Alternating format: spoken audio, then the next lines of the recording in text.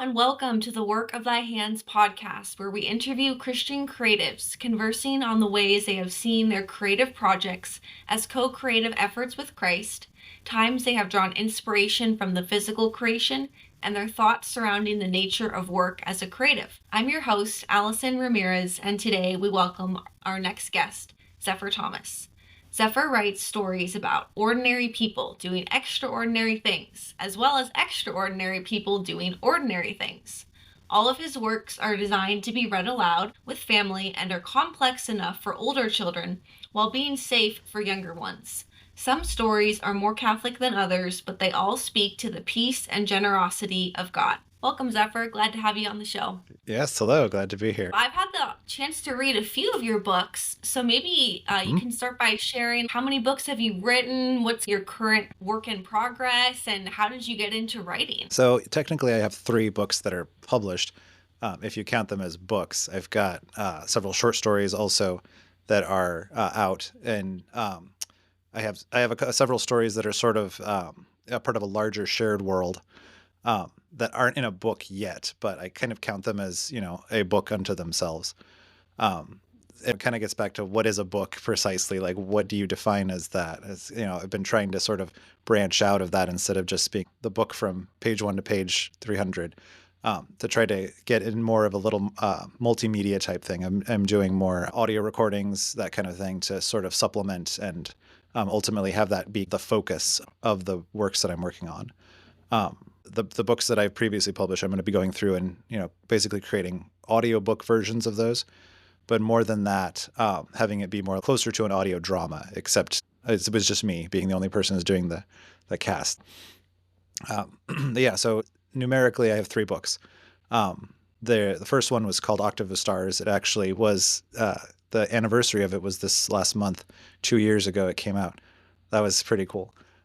It's definitely the most Catholic of my books because the main characters are Catholic and they do Catholic things, right? Like they go to mass and they talk about their faith. But they also have, elemental superpowers that let them, fight against injustice in their world.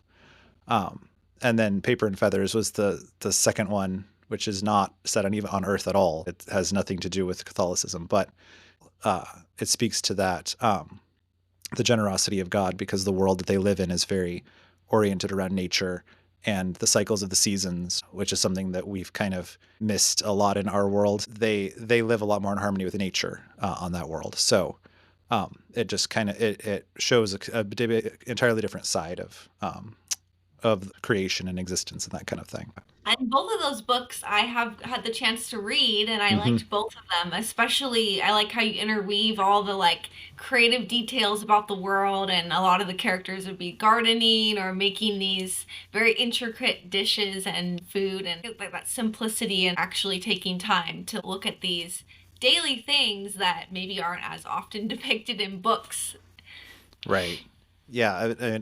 I got a little bit of criticism when I first came out because people said it's too slow, But for all those people for as many people as said that, I had more that said, I appreciate you taking the time and describing things and going slowly, So it just depends on the reader mostly as to what they want.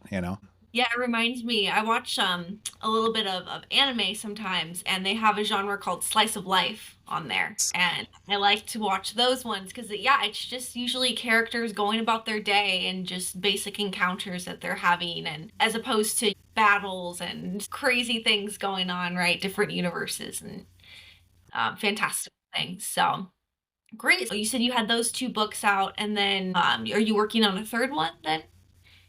I do have a third book out, technically. It's called Vivi and the All Lands Tournament. It's based on a story that I made up for my daughter. So it's technically a middle grade book.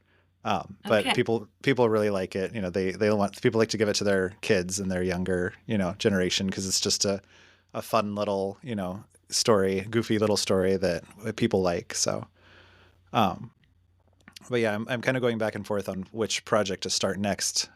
Because, spend the entire next year just doing the, audio versions of the books I've already done.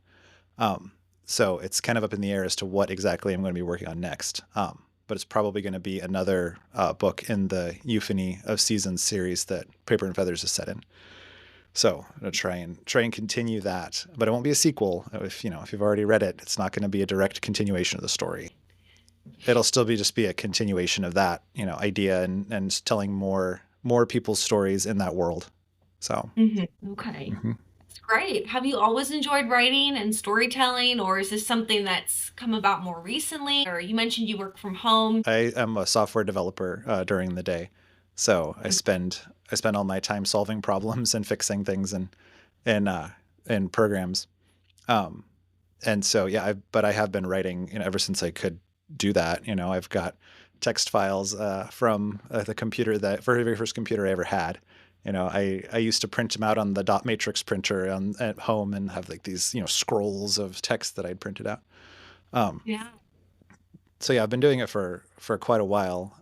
And the stories that I have now, the ideas from them are actually started a really long time ago, like decades of since getting this idea to actually doing something with it. It's Paper and Feathers itself went through like 11 different drafts and revisions, and changing, kind of overhauling the story over and over again. Octave of Stars went through a lot less. Like it kind of started as this idea of like, what if there are these people who each of them can control a different element, only one element, right? And that's it. That's all they can do. They're fighting against each other because they all want to control some sort of, thing that they have. And, what would that be like? You know, so the writing process for that was a lot quicker.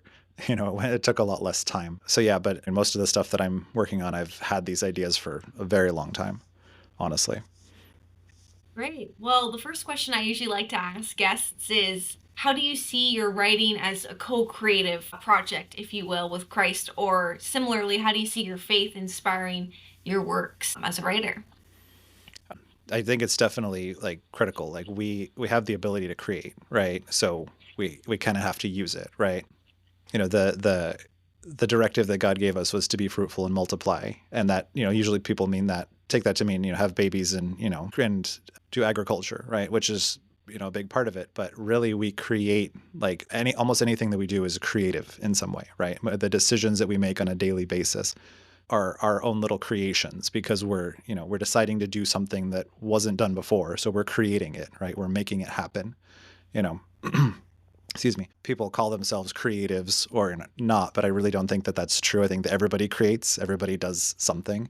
It's just a matter of how you portray it and how you frame it. So yeah, so I think that it's co-creation is really critical. It's just, part of what we do and part of who we are as human beings. It's our job basically, is to create things. I like how you mentioned that co-creating can be something that anybody can do, because yeah, someone that's not really that creatively inclined, maybe in the arts or writing or other things, there's, like you said, they're still creating, they're still bringing something into being, maybe just in their day-to-day decisions that they have to make and such. So yeah, I think definitely being creative is like at the root as well of who we are as Christians, made in the image of God, who is a creator by nature. So I love to Yeah. see how we're like these sub creators, like mini creators in the books or other creative writing that we do. Hmm. So that's great. I'm also curious about your work is obviously largely inspired by the physical creation. So are you somebody that likes to be out in nature, or do you find a lot of inspiration from like going outside or animals or plants and things like that? I see a lot of those themes in your book. Oh, for sure. Yeah. One of the big things that kind of started the process of me, formally writing at least the stories that we have now, is doing gardening. Because I like to tell the story that we did gardening in COVID before it was cool, right? Like when COVID started, everybody started looking in their backyards and like, what can I do here? How can I make some food here? So we did that. We had a quarter of an acre in Idaho, where we used to live. And so we tore up the entire backyard. We took up all the grass, right? We put down planter beds, and we just put every single thing that you could possibly think of, every kind of seed, we planted in there and we grew it, right? We got a lot of food out of it, which was really nice. And that was kind of a turning point for me, right? Because seeing, this is how creation really happens. This is what nature is like. We take these little tiny things, little tiny seeds that are nothing, and then we turn them into these huge plants that make, hundreds more seeds, and they make, all these leaves and fruits and everything.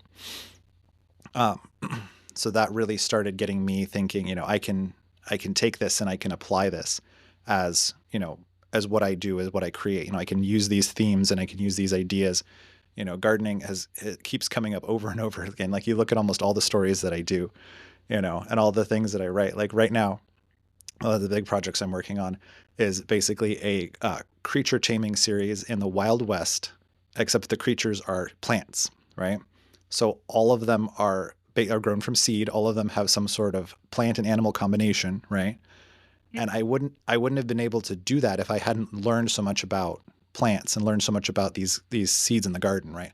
How they grow, how they're propagated, what they do, just being able to learn how plants grow and what food comes out of them. Right? That's a big part of that. Um, so that was a big formation for what we were doing, and it also helped inspire our plans that we had to move out to Indiana, which is where we live now. We had these ideas, about doing, a bigger garden and some animals and that kind of thing. And, things change. We haven't really gotten to the animals part yet, but we have done some gardening, right? And the place that we live now is basically in a rural, woods area. We basically have a forest all around us, right? We have a huge pasture that we leave mostly unmowed. So we've always got birds. We've always got snakes, right? We have, rabbits and foxes and all these things that just come through our property constantly. So we've always got, nature all around us, literally, like just outside the door. We have the deer walking by. Um, so, I think being connected to nature is really, really important. And it's helped inspire almost everything that I do ever since then. So yeah, it's absolutely critical. I've always loved, yeah, being outdoors. And right now I'm living in a townhouse, don't have a backyard. I just have a few indoor house plants, but I've always had a dream of like similar to what you described, kind of being out somewhere more rural and having like chickens or goats and having a garden and making like my own vegetables or watching the plants grow. So that's great. I think there's a lot of symbolism too in the spiritual life with gardening. Like even thinking about Adam and Eve were placed in a garden, just that symbolism of, yeah, like you said, planting the small seed and then having to be patient and watching it mature and grow and then having to cultivate and tend the garden and harvest, things in the garden. Like I think there's a lot that can be said of the spiritual life, like of prayer and our efforts at that, and starting Yeah. small and working up from a seed and being patient and kind of knowing like when to speak and when to listen. And Yeah, yeah, that's absolutely. great. Mm-hmm. Absolutely. It's funny though. I said almost everyone that I've talked to, I said, "Oh yeah, I've always wanted to garden. I've always wanted to have animals and kind of do like more of a simple, lifestyle." Like, It Yeah. it's just a thing. Like everybody wants to do this. Everybody knows that this is what we're supposed to do. Everyone knows that this is how our lives are supposed to be oriented. But Mm-hmm. we've taken ourselves out of that. We've built cities, we've built industry, we've done all these things. I've read a lot of books by people like Wendell Berry, and like John Senior, who talk about, that this industrial life we live in isn't what we are meant to be, isn't what we're supposed to have, you know. And like you said, it ties back into the spiritual life because like this world as a whole is not what we're supposed to have, right? We're supposed to, be in a greater place in heaven. So we're kind of getting that, foretaste of it right now. Like, well, we know that we're not supposed to live all crammed into each other and, drive everywhere and all this stuff. So, we're getting ourselves prepared. We're getting ourselves ready for the next stage, essentially. Exactly. And I think too, people are sort of seeing how being overly busy isn't always a good thing. And so I think people are tending towards more of a simpler life because they're realizing that they're just getting so caught up in the quickness and the fast pace and the Yeah. production of life. And they want to actually be able to sit back and slow down and like enjoy the little things that they're just totally missing on this road to, bigger and better and faster things. So, Yep. Absolutely. Absolutely. mhm. Great. Well, thanks for that reflection. I'm also curious about how you see your relationship as a creative with your writing and then your work that you do. So you mentioned, was it software developer or hmm software engineer? Yeah, do you have a hard time balancing the two, or do you find that it's actually nice to have like your day job and then also your creative outlet with your writing, or do these two mutually inform one another at all? Yeah, I mean, I don't think that I'd be able to write for a living. Like every writer kind of has that as their dream. Like, oh, I want to write for a living. I want to, write full time. Like, well, that's a lot. It's especially today, especially the way that writing and authorship kind of works now. I can see how that would have been, effective when the traditional publishing model was kind of the primary superior way to do things. You get signed on with the publisher, they send you money, you write books for them, you send the manuscript back to them, and then you don't see it again. Like, they edit it, they do the cover, they market it, they do everything, right? You just kind of sit in your own little world and write. That's not really a possibility anymore, because I hear of even, people who sign with traditional publishers have to market their own books, right? They have to do all these things for themselves. So that's time, that's work, that's energy that you're not spending writing, So I figure, well, if I have to spend time not writing, then I should have a paycheck. I should have a regular job as well. And I've got a family, I've got kids, they're older now, they're almost ready to make their own living. But still, being able to have that security and that, stability of, yeah, I have a paying job, and not only that, the way that I market my books in the first place is not sales oriented, right? Like, everything I have is available for free. You can find all of my books online without having to pay for them, right? Because I'm not trying to sell books in the first place, right? I'm trying to tell stories. I'm trying to get this work out there for people to be able to read it. And if they want to pay me, great. That's a bonus. But I'm not going to, say, well, no, you can't read my story unless you pay me, money. That doesn't work for me. So it's kind of necessary for me to be able to have this job. As far as the job itself goes, yeah, I don't think that I'd be able to do a writing job from home, right? Because then I would use up all my writing energy doing my job, and then I wouldn't have any left over for what I want to do. So what I do is very, analytical. There's math, there's, engineering, that kind of thing. So it just engages a completely different part of my creativity. I use it all up on that, and then I can spend the rest of it on writing. So it works out pretty good. It sounds like you have pursued self-publishing, correct? That's Oh the yeah. route that you've gone with your books. Yeah. And I've done the same. And actually, yeah, I found that I like the freedom and the flexibility of that. And like you said, you can have your books available for free. And if you were traditionally publishing it, yeah, it's all about, making a profit and, getting these readers and Right. having people pay for your product, your book. And so, yeah, has the self-publishing route, like, have you seen a lot of um, flexibility with that or fruits with that you feel like you wouldn't have had if you had gone like traditionally Oh, for sure. published? I knew from the very beginning that I didn't want to be traditionally published. I knew that Mm-hmm. I would need to self-publish from the very start, just because of that flexibility. I'm in control. I get to, decide what I want to do. One of the things that kind of inspired me was I was on a writing community, and an author was saying, "Oh yeah, I submitted this to the publisher, and it's a Catholic book, so they told me that it has to have a priest in it, like, because it's a Catholic book, even though there wasn't like any priest characters. So they had to go and rewrite and add a priest to the story in order for it to satisfy that requirement for a Catholic book. Like, and yeah, it's harder to quantify, a success at that point. Like, I don't sell very many books. Like, I don't make a whole lot of money off of this, you know, but people, read my books and they like them, and they say that it's good. So as far as I'm aware, I'm still going to keep doing it. Yeah, no, I can relate a lot to that too. I actually tried to traditionally publish at first, but it was more just because that's what everyone was telling me to do when I was first learning about book publishing. And then that didn't work out. And so I said, well, I really want to get these books out there, and I think that they Right. can have an impact. So then I went the self publishing route, which definitely had a learning curve to it for sure, as I'm sure you've seen too. Like, figuring out the cover and the editing and the formatting and the marketing, like, you don't really have anyone helping you like when you traditionally publish. But once I like got through all that and learned everything, I've really enjoyed it. And yeah, I love the freedom and being able, I don't have to fit my books into a certain caricature that, yeah, a traditionally published group Right. might want to see. Yeah. Yeah, and I've been really grateful, really blessed to have my wife help me, do through all this as well. She does the covers for the book. She does the artwork, and Paper and Feathers. There's the artwork of each of the characters, right? She did all those, because we've gone over it so much. We've talked about it so much in the course of our marriage and our life.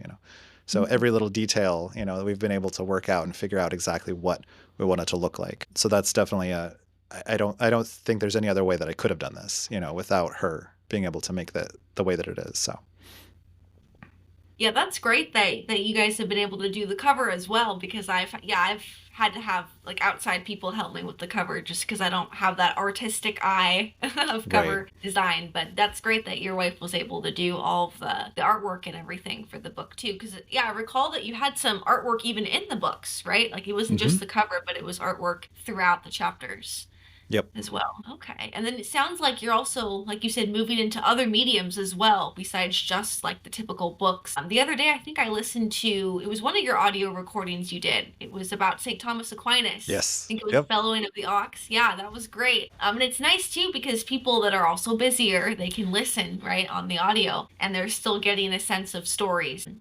Is that kind of your intent with moving into the other mediums, or because you said you're trying to get a lot of your written books into audio formats? Is that right? Yeah, it really is. I think that it just adds an extra dimension that you can't get in the written word. Because as you've probably experienced this, as you write, you hear the characters talking in your head. You play out these scenes, of what they're saying and how they're saying it. And I think that's something that you can't obviously capture that on the page. Um, plus especially in the euphony series, the pronunciations are sometimes a little tricky. People might want to know, how do you say that? How do you pronounce that word? So I'll just pronounce it for them. I'll give it to them.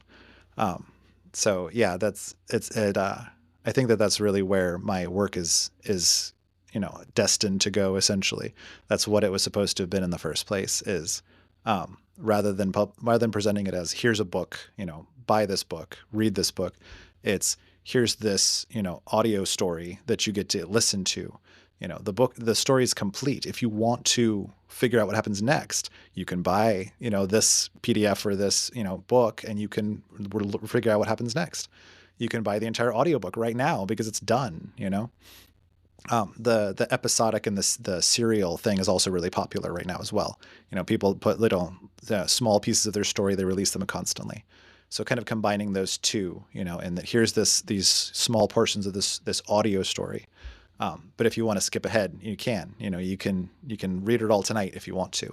I think that would be that'd be something that I would want to do if I was presented with a story like that. So I can, that means there's somebody else out there who wants to do that too.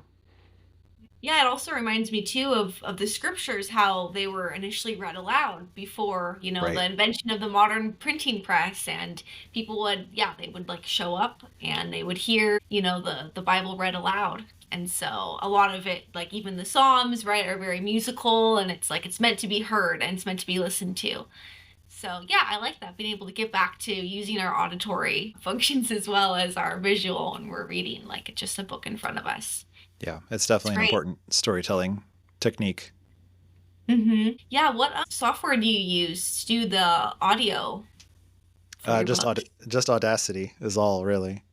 Um, Okay, that does sound, I don't think I've looked into that, but it's a name that sounds familiar. yeah, it's really helpful. It does. It's one of those ones that does like everything you needed to do. You just have to dig through it and figure it out.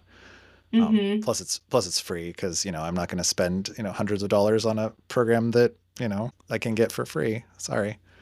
So Right. Yeah, I've done that. I'm always trying to do that, like find like free programs or like cheaper programs and things like that, because it can get expensive, like yeah, having, yeah, recording things and or having your website domain and all these different like additional fees that go into creating books, yeah. So That's been kind of one of the goals in my publishing, as a whole, is to be as low cost as possible. Because I don't have to pay a cover designer, although I give her things in other ways. But trying to be as low cost and lower the bar of entry, because people say, oh, I have to pay for this, I have to pay for that. No, you really don't. You can do a lot for free essentially and get your work out there. Mhm.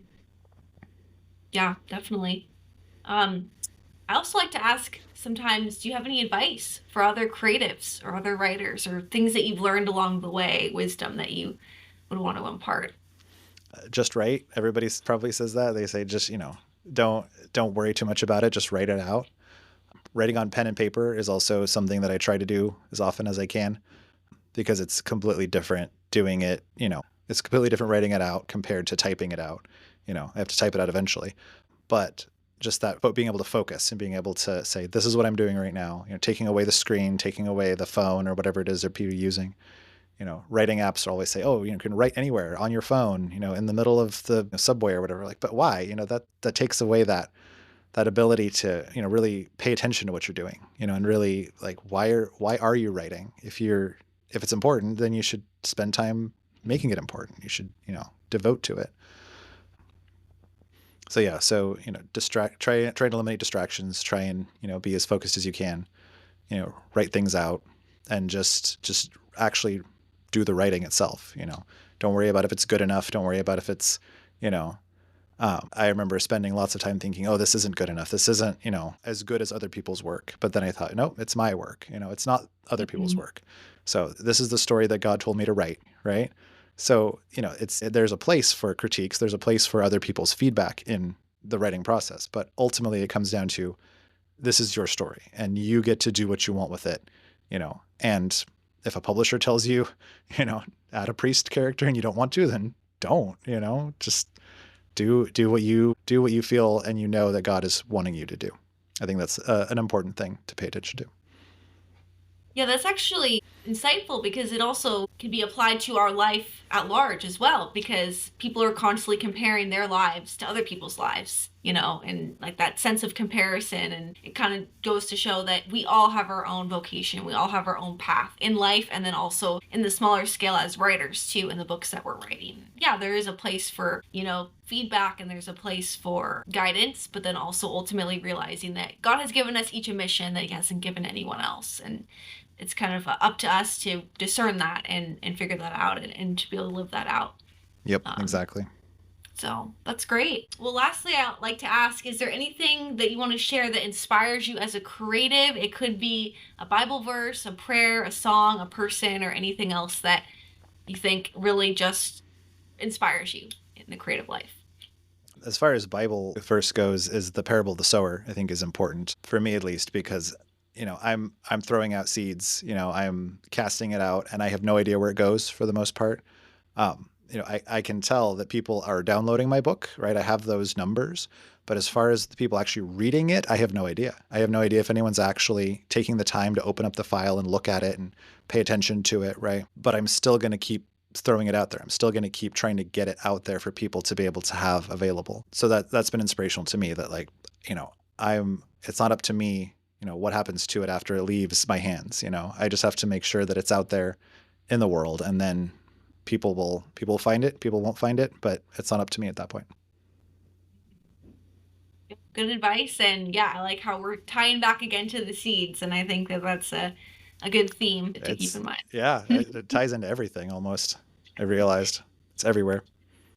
Great. Well, those of you who are listening, if you'd like to stay in touch with Zephyr and his work, you can check the show notes below where I have links to his website, Substack, Twitter X, and Instagram. So thank you, Zephyr, for being on the show today. And as always, we conclude with a closing prayer that can be found on the Catholic Creatives website. In the name of the Father, and the Son, and the Holy Spirit. Amen. Creator of the universe, how infinite and astonishing are your worlds. O divine imagination, you created a creator when you imagined me into existence. Breathe breath into so much dust. Let me lament for forgetting daily to rise up out of the clay. Free me from the deceit of the mundane and from the lure of comfort which dulls all my given edges. Most of all, light of my life, forgive my blindness, open all my eyes, salt me with newness and dreams. Fire my soul with your inventive flame. Let me be committed to the world by it and find in it the deepest joy. Universal creativity, flow through me. Faith to see things not yet seen. Hope to overflow broken cisterns, and love to free me forever. Flow, O river, from the holy temple, through my mind to my hand, infuse my work with spirit to feed hungry souls. In the name of the Father, and the Son, and the Holy Spirit. Amen. Amen.